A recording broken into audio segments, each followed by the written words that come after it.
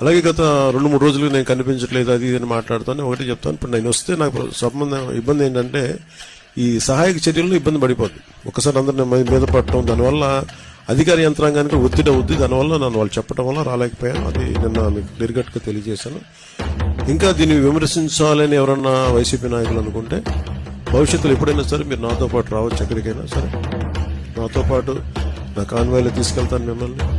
నాతో పాటు నడవండి, ఎలా ఉంటుందో మీకు అర్థం చేసుకున్నప్పుడు అప్పుడు మీరే సలహా ఇస్తారు.